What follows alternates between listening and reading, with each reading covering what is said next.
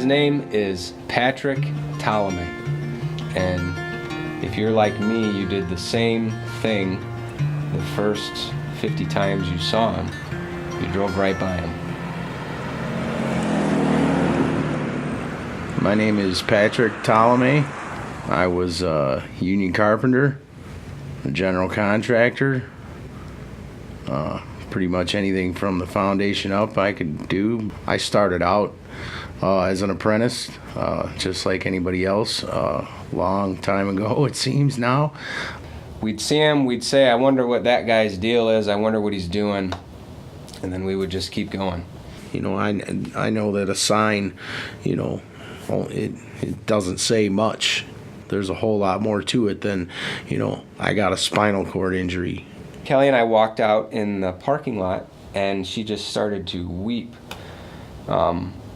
after hearing his story and where he was even just 2 years ago compared to where he's at now. I started to talk to everyone here and say, we have to do something. We have to try to put something together to try to tell this guy's story.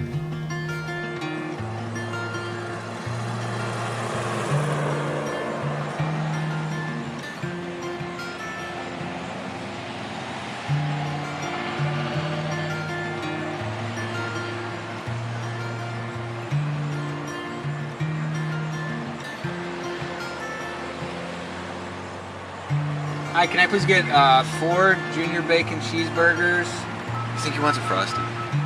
Could I also get a medium Frosty? Thank you. We're gonna go see Patrick.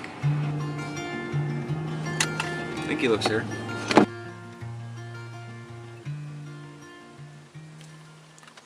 He's gonna come out and get us in a minute. It was back in '92. I started working with a guy who taught me the ropes just like anybody else. I brought in some guys, and they were apprentices just like I was when I started out, and I brought 5, 6 guys from first year apprentices through journeyman. The last job I actually did for the union before I started my own business was Heritage Harbor out on Canal Road. Used to be the old 4-star marina. I also did siding and windows at Woodcrest Apartments on the south side on McKinley Road. I did 7 of those 9 buildings out there. This happened with my surgery and all of that. That was why I didn't do the last 2 buildings. Things kind of came to an abrupt end with this going on. I had seen him around town for the better part of a year, probably. And I always just drove right on by him. And one day I was leaving work, and I got into the truck, and I cranked up some metal, and I rolled the windows down and blasted the speakers, and I was driving home. I remember I'm driving home. I head out to where the stoplight's at, and I got a red light. He's sitting there.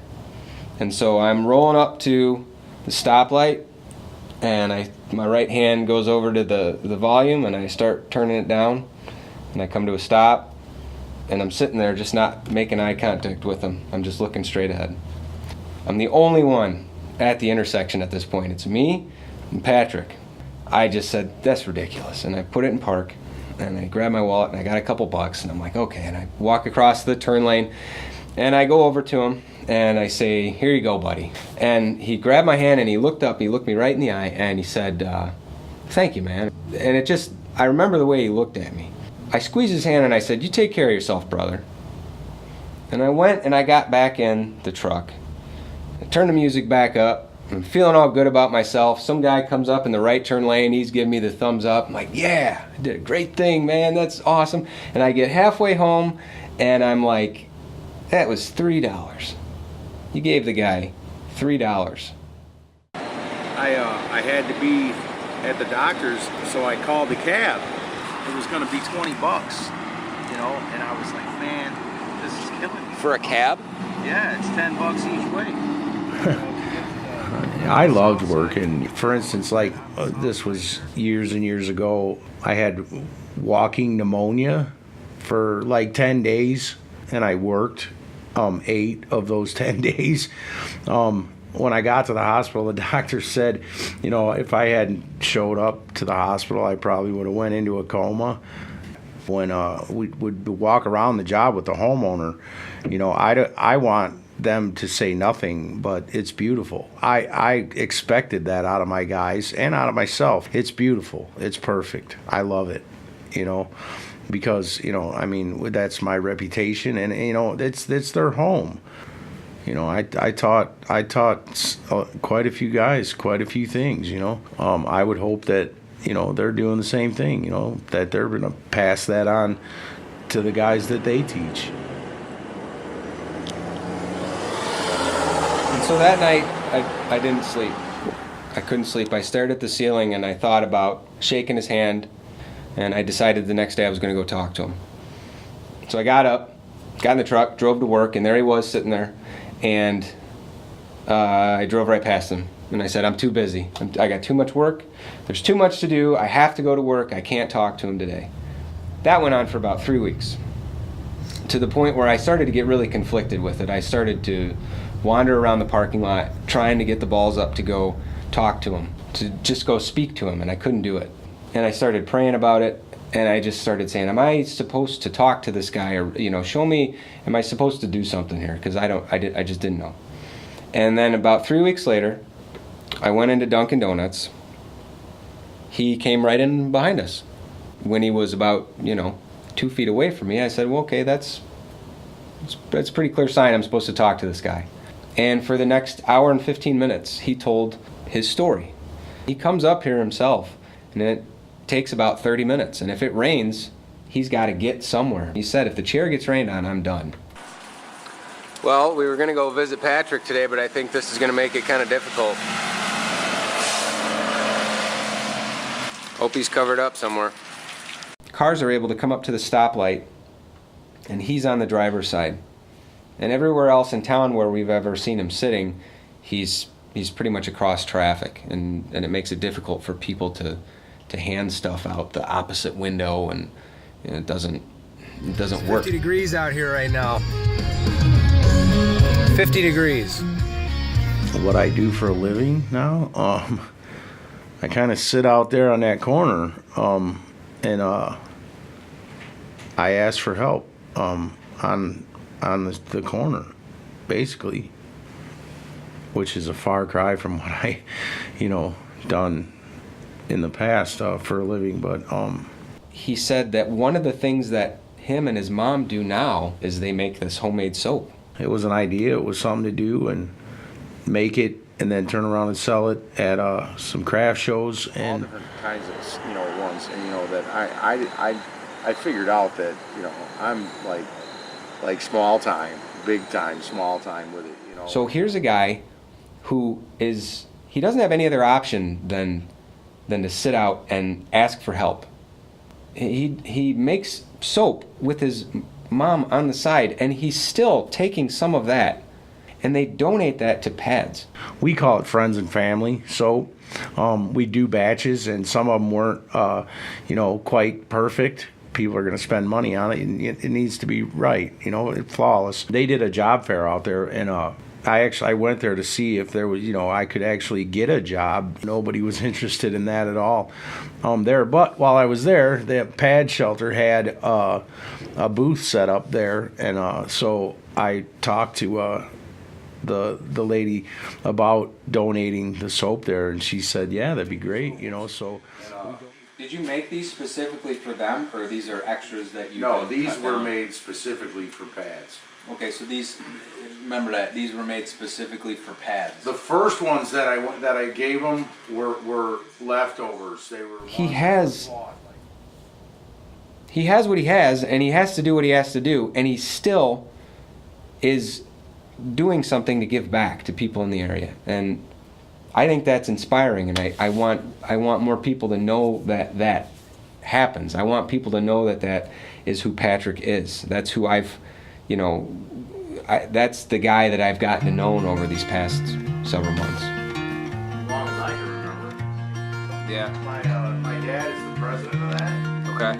And I'm a member, and like, somebody's literally got to die for you to get into that club. Yeah. And I finally got in after 20 years.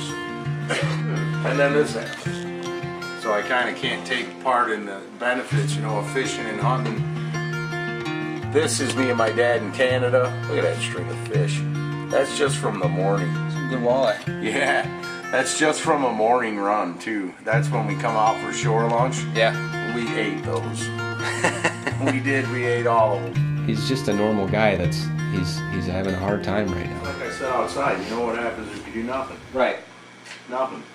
2014, I started noticing I was losing feeling on the left side of my body to the point where, you know, I was basically, you know, kind of dragging my left leg around behind me.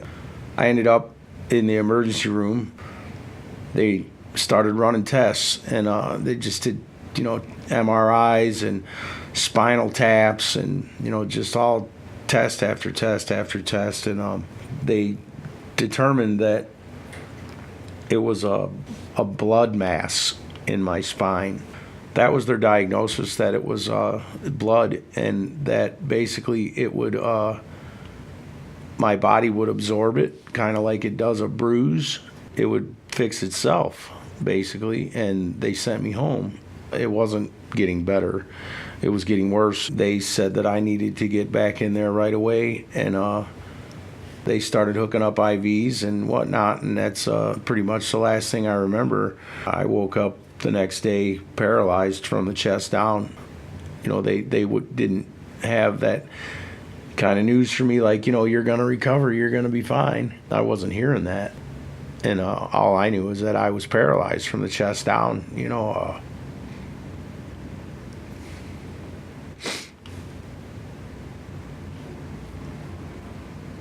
So,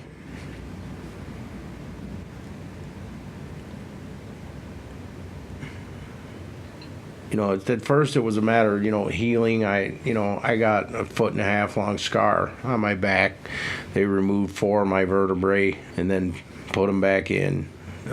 So, you know, I had pretty severe injury. I could use my arms and move my head, you know, and basically that was it. You know, I couldn't sit up. So they started, you know, doing that for me. Then I got to the point, I guess, where, you know, my scars and all of that had healed up enough to where I could go to physical therapy full time. And the next morning, about 7 o'clock, a whole bunch of people come in and they're like, okay, you're going to get up, you're going to get in this wheelchair, you got 3 hours of physical therapy to do today. And I'm like, yeah, right, that's what's going to happen. You know, I'm going to get up and get in a wheelchair and, you know, I can't move. They got me up, put me in a wheelchair, and I went to do 3 hours of physical therapy that day, and every day from then on, no days off, 7 days a week, at least 3 hours a day. They put me in a swimming pool, and that's when I noticed that I could move, you know, a little bit. I could take a step, you know, and then, you know, take another step, and my ankles, you know, are buckling and my knees buckling, and, you know, I was just all out from there. I think that I got to be an annoyance. You know, I wanted to do something all the time because, you know, I wanted to, you know, get up. It's not in the tire, you know, I guess it gets a whole lot bigger. Because this thing was huge, man. This little tube like this, but it was like this big, man. It was huge. And he's like, you know, it would be leaking out. They made me some braces. The minute I put those on, I could stand up. And that was just, you know, I was blown away. And my therapists are blown away, you know, and my doctors are blown away, and everybody's just blown away. You know, this shouldn't be happening type thing, you know. And then again from there, you know, it was okay. You know, I stood up. If I can stand up, I can walk. I took a step, tried another step, and, you know, almost fell over, you know. Okay. Stood back up, took another step. I walked 10 feet. You know, and then I walked 20 feet, and then I walked, you know, 75 feet, always holding on, walker, railings. I can't walk, but it was hope.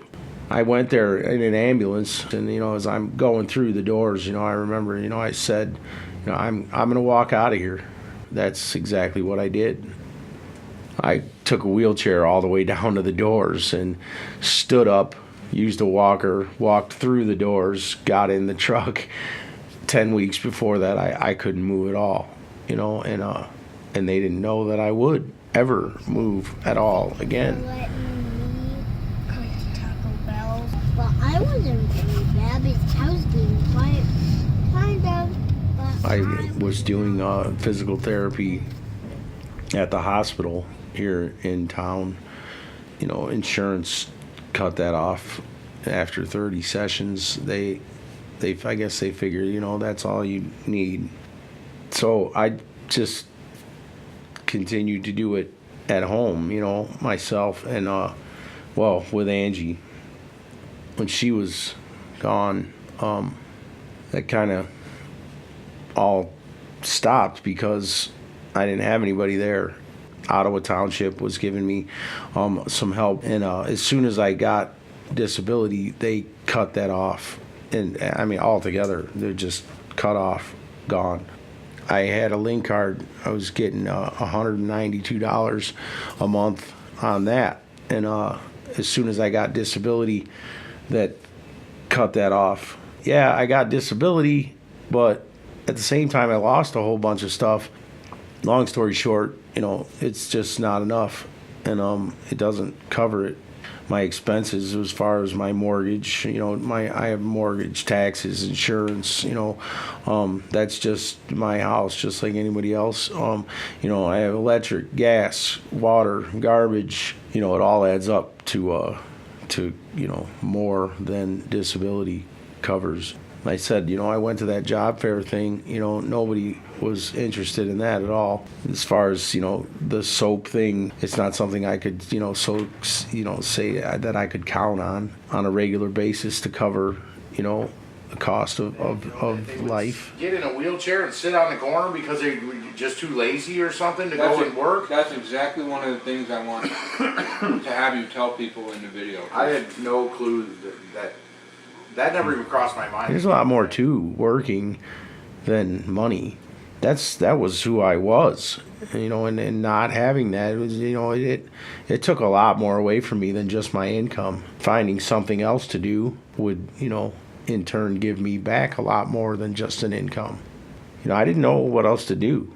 What I did know is that sitting at home doing nothing was going to get me exactly that, nothing. I would never in a million years have imagined myself, sitting on a corner, basically begging for money.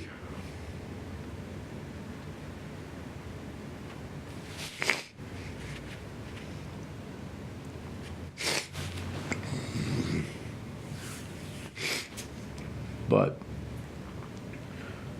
like I said, it's better than doing nothing. And I'm not sitting out there because I want to.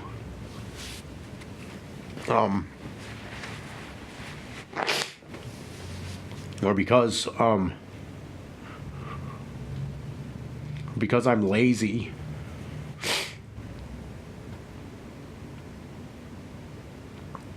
It's a last resort.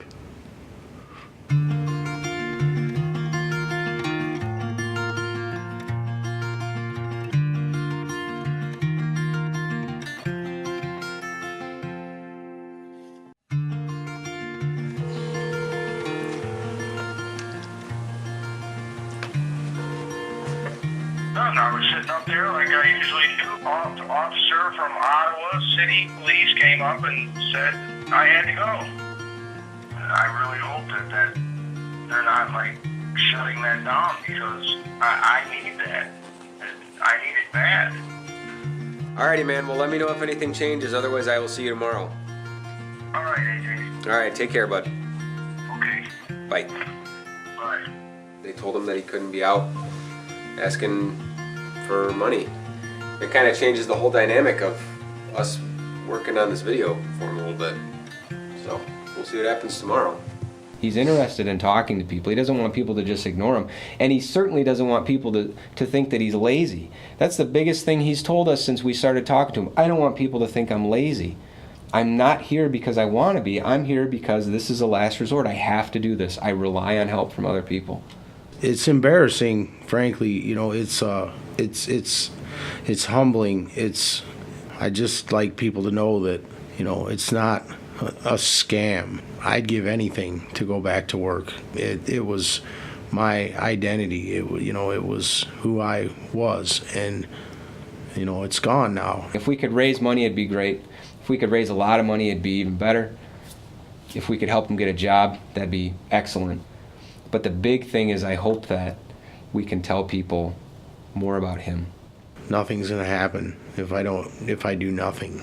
You know, I'm doing this because I have to, and I don't have, you know, any other choice but, you know, to give up, and I'm not gonna do that. Okay, I think we're good. Nice job. Okay. That's it. Nice job. So while turning in my sheets, and once again I cannot sleep, walk out the door and up the street.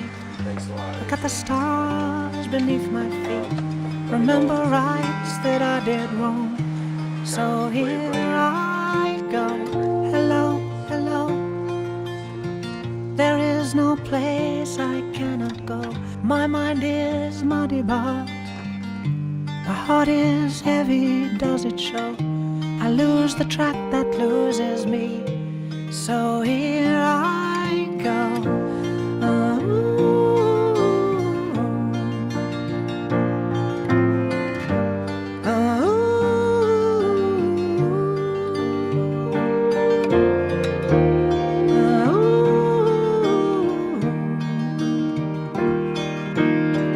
And so I sent some men to fight, and one came back at dead of night.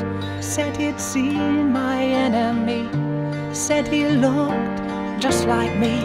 So I set out to cut myself, and here I go.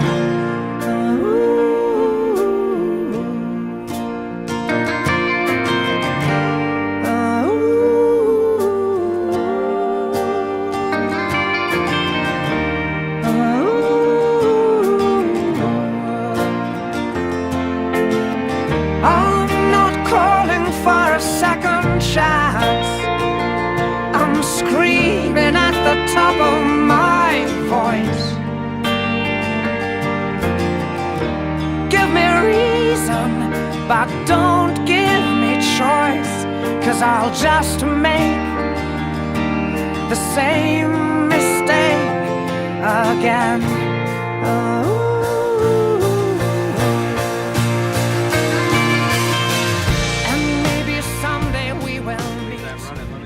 Question.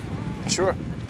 I was choking it back. The only reason I didn't start bawling is because the microphone was on, and I was like, just shut up, we're taping it. I wanted to. That's a rough story to hear. I just hope we can help him.